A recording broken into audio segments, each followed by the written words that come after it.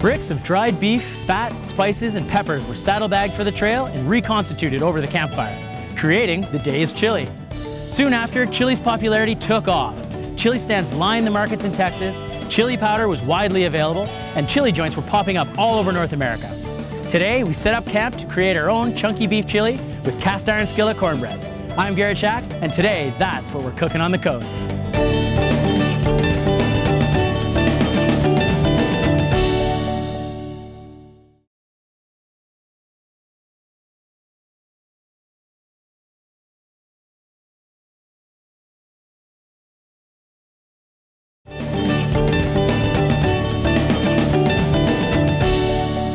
At the end of a dusty trail, nothing says comfort food like chunky beef chili with cast iron skillet cornbread. Dang it, that sounds good. Let's settle in and get started. All right, first thing we've got here is, like I said, it's a beautiful chunky beef chili. So we've got some lovely diced stewing beef here. You could use sirloin, you can use really anything because this is going to cook for quite a while. Get a pan nice and hot, and we're going to add just a little bit of vegetable oil. Let that dance around in the pan just a touch here. Okay, and we'll just start adding this beef in small portions. You don't want to overcrowd the pan. We don't want to boil the beef at this point. We want to get it nice and brown. Okay, I'm actually going to turn up our heat a little bit here. Perfect. Grab our trusty wooden spoon here. You can see this one's seen a few days in the kitchen, that's for sure. And we're just going to stir this around so we get some nice even color on all sides. Perfect. Now, we're not making a traditional sort of Texas red chili here today. Texas red chili is simply a concoction of meat, a bunch of spices, and as many chilies as you can handle. My favorite kind of chili is definitely this one right here, and it has everything in it. We'd put the kitchen sink in here if we had a pot big enough. Okay, you can see in here, we're starting to get a little bit of sticking to the bottom of the pan. It's exactly what we want. That's all flavor down there, so no worries. Now, I like a cumin-based chili, and that's what we're going with today. Have a few other spices in there, which I'll show you in just one second. Doesn't take long to get this part of it started. All the flavor gets built once we start adding the other ingredients. Okay. Lovely. And we'll do the same thing, and we'll just pour this beef right onto the pan plate here. Oh, never mind that beeping noise. It's just warning me that the oven's still on. Like I didn't know, right? Okay, we have that color going on in there. Now we want to get our mirepoix. Yeah, not a traditional chili. I like to add all kinds of stuff in there. So I've got carrots, onions, and celery, which is what's known in the culinary industry as mirepoix. In it goes. And now I want to add my spices. I've got chili, cumin, oregano, some chili flakes, some crushed chili flakes, and smoked paprika. If you don't have smoked paprika, it's not a huge deal. You can work with just regular paprika. I just like that smoky flavor in my chili. Okay, now I'm just gonna add all of those in right now. In they go. Set that aside, and we'll start stirring it. If you notice it's looking a little bit dry, I got a bit of fat off of the meat, but it looks a little dry to me right now. I'm just gonna add a little bit more oil. And essentially what we're doing is toasting these spices and releasing their flavors. It smells incredible already. I wish you could smell this. There we go. All right, I'm gonna turn my pan down just a touch. Start adding a few of the other ingredients here. I've got some tomato paste. About a tablespoon, a big tablespoon will do. Just give that another good stir. And in my opinion, what would a chili be without a delicious beer in there to glaze that pan? Grab one from the fridge. Use your favorite beer. I like something hoppy for this particular dish because it adds like this floral aroma that works really nicely with the cumin. Just a little bit to get it started. We don't want to cool the pan down too much, but we do want to pick up all of that flavor off the bottom of the pan. Now, hopefully you can see that at home, but the pan looked like it was almost burnt, and now we've got all that flavor picked up and out of there. Okay, we only used a little smidge of beer. Let's add some more. I don't mind. Always save a little bit for the chef. That's the best idea. Stir that around. Now we've picked up all the good stuff off the bottom of the pan. I've got in here, I'm gonna add a little bit of dried garlic and some dried onion powder. I think it just adds a really nice depth of flavor. In it goes. And now we wanna add our beans. Beans go in. At this stage, we're basically just gonna start firing everything into this pot. Corn. It's gonna make some amazing colors. There we are. Give it a good stir again. Now you see what I mean by chunky chili. I mean, look at it already. Let's add some beef stock. So you can use bouillon cubes at home, that's fine, or you can make your own, that works too. There we go. Another stir.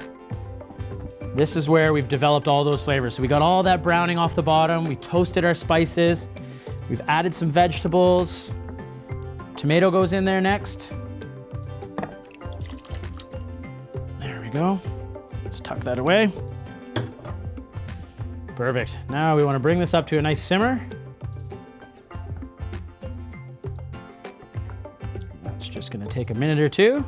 While that's coming to a simmer, I'll dice up a couple of other things here. I've got a lovely red pepper. And this is just a really quick way of de-seeding a pepper. You don't even have to really worry about picking all the seeds out and stuff like that. You just cut it down each side, 4 even cuts. And then because we don't want to waste any of the bottom, do that. And there we have some lovely peppers to throw into our chili. And we'll just bang these off real quick here. Keep your fingers tucked in. We don't want to lose any fingers during the taping of the show. Certainly don't want to lose any at home. Probably not covered under WorkSafe if you do, so be careful. Here we go.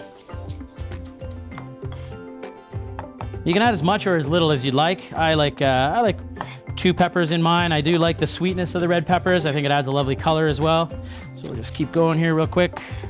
All right, again, we're just gonna we'll just dice these peppers up. Don't have to be too precise with the dice, that's fine. It's a chunky chili after all, right? This is the kind of food that you'd have on the open plain out in the range. Cowboys and cattle rustling, so on and so forth. So we don't have to be too precise. I'm sure they weren't worried about, making sure that every piece was exactly the same. And we'll take that right into our pan. Now, the reason I didn't saute this first is because I want to keep some of the integrity of the pepper. I don't want it to break completely down on us. And that'll just go in there and cook away. Chili's coming up to a nice simmer here. Now, the chilies. You can go spicy if you want. I like a nice heat. I think the jalapeno pepper is probably one of my favorite, just because it's not overpowering. It won't knock your socks off. But have at her. Grab a serrano, grab a ghost chili, habanero if you want, and just blast it right in there. Leave these guys whole. In we go. Perfect. Wipe my cutting board down a little bit. And the last thing we're going to do before we head out to break is reintroduce our stewing meat, our beef, back to the chili and let that simmer away. So in we go. You'll notice some of the juices that are there. Yeah, we want all those juices back in our chili. That's flavor country right there. All right, let's not waste any. Yeah, squeeze it out. There we go. Perfect. Tuck that away.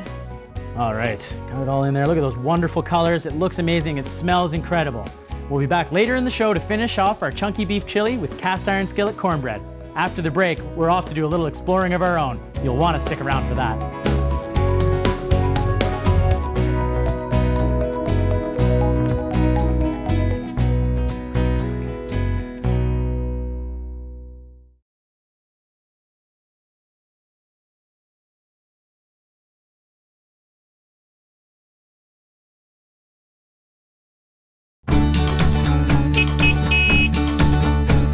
All right, we're finally out of the studio and into an outdoor kitchen. I love cooking outdoors.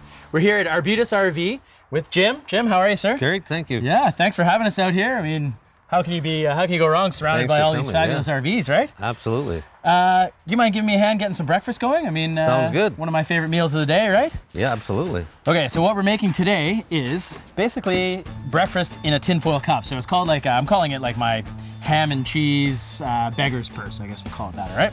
So first thing we need, I like to do it in a little bowl like this because it helps contain everything. Okay. Grab a little tin foil and kind of make the cup with the foil there. And then what we want to do is add our ingredients to this. So this is kind of going to be like, it's kind of like a breakfast hash all piled into one. So we've got some potatoes, if you want to put those in. All right. That look pretty even? Oh, looks great, yeah. If you want some more potatoes, feel free. Beautiful. All right, then I got some ham, some cheese. This is just like cheddar and a couple of different types of mixed cheddar. Right. A little bit of ham. All the main ingredients? Yeah, that's right. I love asparagus. Asparagus and potatoes and cheese go super well together. And then we've got some sun-dried tomatoes. Nice. You can go ahead and load yours up. All right. As little or as much as you want, right? Okay. Then what would our breakfast be without some eggs, right? So put one up here for you. Uh-oh, crack I'm it in gonna there. crack that? Yeah, you got to do that. I'm putting your skills to the test here. Uh-oh. Okay, more? Very nice. Good. Yeah, it's good. And then you just crack the whole egg right on top of it. And let it sit in there. All right, no shell. No shell. Good job. That's once. First time's a charm. I just like to break it apart a little bit so that it cooks a little bit more evenly. Okay. So you want that white to cook up nicely. Nice. Okay.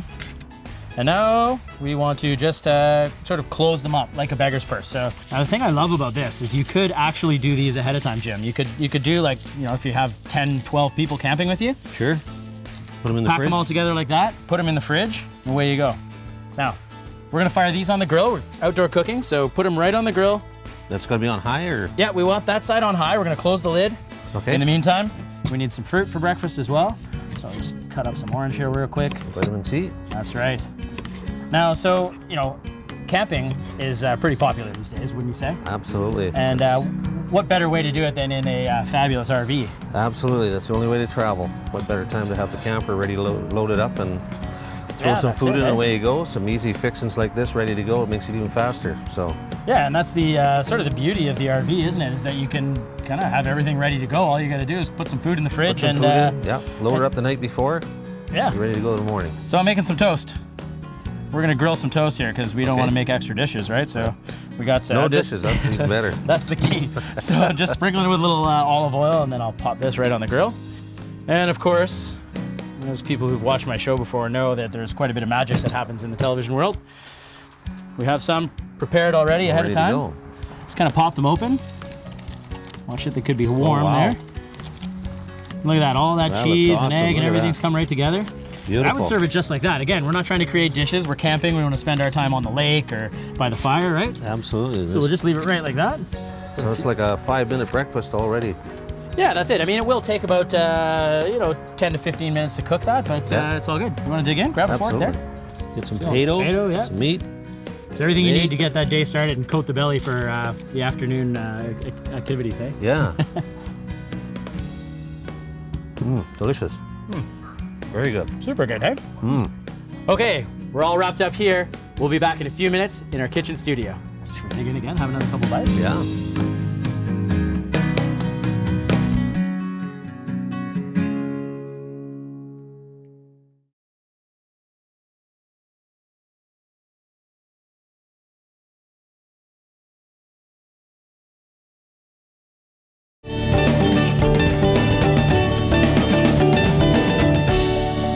It's time to saddle back into the kitchen. We're working on our chunky beef chili with cast iron skillet cornbread.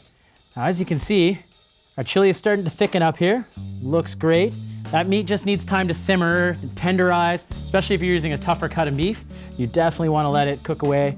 But as you can see here, this is looking great. Starting to thicken up. These are some of the things that they look for in competitions. You know, they're looking for texture, consistency, flavor, bite. Bite is a big one, the after sort of burn that you get from those chilies that are in there. But I don't know if this chili would hold up against the 400 some odd competitors that they have at the national, or the international, I guess, chili competition every year in Texas. They'd probably snub their nose at all my vegetables and corn and so on. Now, to accompany our chili, we're going to make a cast iron skillet cornbread. In my bowl right here, I've got some flour, cornmeal. If you have a nice medium grade, that's perfect. A little bit of sugar. And we're just gonna mix those all nicely together here. We want to incorporate them, make sure there's no sort of chunks lying around. I want to add some baking soda and some baking powder, so I've got both of those that I'm gonna fire right in here. There we go. Mix that again together. It's important to mix this part really, really well. You want a nice even rise on your cornbread. There we are. We have a couple of eggs here. Now you could put them in separate bowls, but I don't like doing all the dishes at home. So I'm just gonna mix them right in here. Crack 2 eggs nicely in the garbage. Look how beautiful those yolks are. That's the advantage of using a farm fresh egg. They just look so much nicer and taste so much better. Give that a little mix. Now we'll add some buttermilk. See the thickness of that? It looks fantastic. Buttermilk just adds like this extra tanginess to the cornbread. I simply love it. I can't say enough about cornbread with buttermilk in it for sure. Now some milk to thin it out a little bit further. Here we go. Got some salt here, give it a good pinch. There we are. Pick it up and really give it a good whisk just like that. Boom. Okay, now we have some melted butter. We're gonna take the melted butter from the stove, just go right in. Now I'm not gonna use all of this. I wanna save some for my skillet because I have it heating up in the stove right now, or in the oven right now. Incorporate it really well. Looks great. It's a really thin batter as you can see, but that'll make a nice, light, fluffy cornbread. We don't want it too heavy like pound cake or anything like that. Okay, let's grab our skillet from the oven. Nice and hot. I've had this guy in there at 475 degrees, getting nice and toasty. We're gonna add just a touch of oil and then the rest of that butter. Everything's better with butter, baby. It tastes delicious. You hear the sizzle? That's what we're looking for. We have some corn niblets. Those go right in there. And then some pickled jalapenos. I like the pickled jalapenos. Again, it adds that little bit of sort of tang to your cornbread. Put as much or as little as you want in there. Don't touch the pan, but we'll give it a little shake. Stir it all around. And then we're gonna go ahead and pour that batter right over top of our skillet here. Let's see if we can do this so you can all see it at home. In it goes.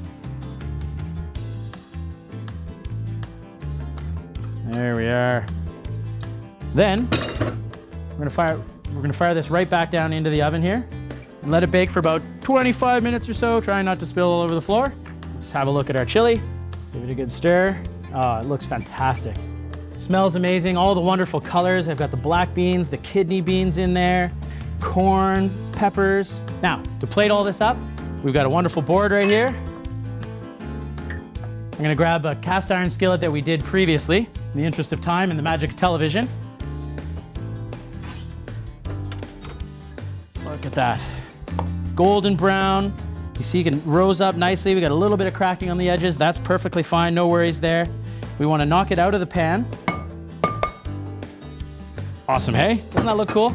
Love how we can see the pickled jalapenos. You can see the corn coming right through there. Looks fantastic. Let's cut into this and see how it looks. Oh yeah, that looks fantastic. It looks so nice and moist. Perfect crumb in there, it's great. Cut a nice wedge. Move that over to our board. Let's just set it right there. Now for the chili, let's give it a good taste here.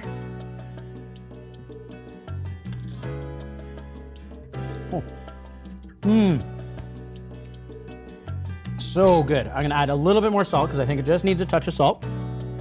And I love cumin in my chili, so I'm just gonna add another good pinch of cumin in there. Stir it all through. We're gonna use our skillet. Set that right back up here. And then we're just gonna ladle some nice big chunks. Look at how chunky that chili is. See those big pieces of beef, all those vegetables, the corn, the beans. I would finish this with just a little bit of coarsely chopped cilantro.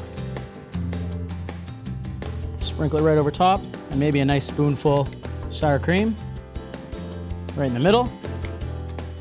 Let's throw another chunk of cornbread right in the pan, just because I think it looks great. Well, there you be, chunky beef chili with cast iron skillet cornbread. I can't wait to dig in. It's so good.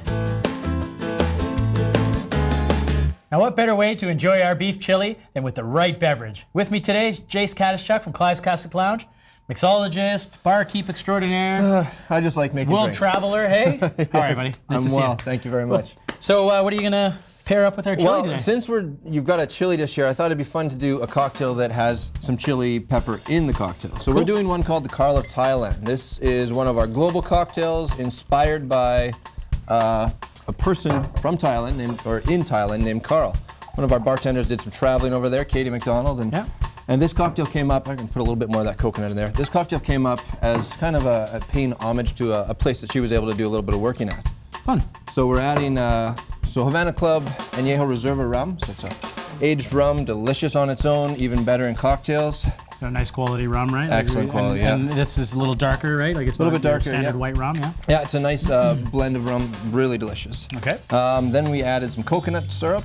Very nice. And a Thai chili vinaigrette or shrub that we've made in-house with rice wine vinegar, a little bit of Thai chilies. We just let that infuse, and you don't need to do it for all that long to really bring out the heat from the Thai chilies. And the fancy juice squeezer. And then, you can't beat fresh juice in cocktails, can you?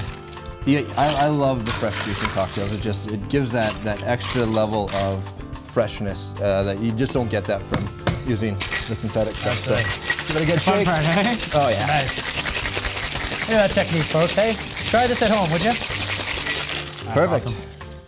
And then break it who needs apart. to go to the gym, hey? Who needs to? Yeah, I was workout every a couple night. weekends ago. It must have been sour night in Clive's Classic Lounge. We must have had 40 or 50 whiskey sours made. And those are egg drinks that you just gotta shake and shake and shake. Yeah, I felt like froth out the egg whites, right? felt like I'd had a workout the next day. I bet.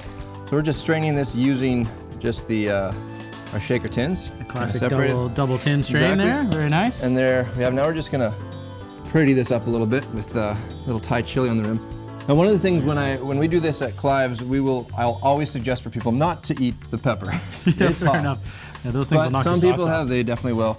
Another thing some people do is they'll break it up, put it in the cocktail, let that infuse and get a little bit spicier. But Cool. Well, let's see how it works with the chili here. Absolutely, Give it a yeah. little sip.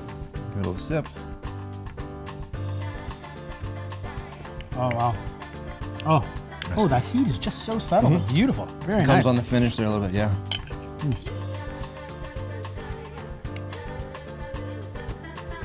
Out of the park, dude. Nailed it. So good. Beef is nice and tender.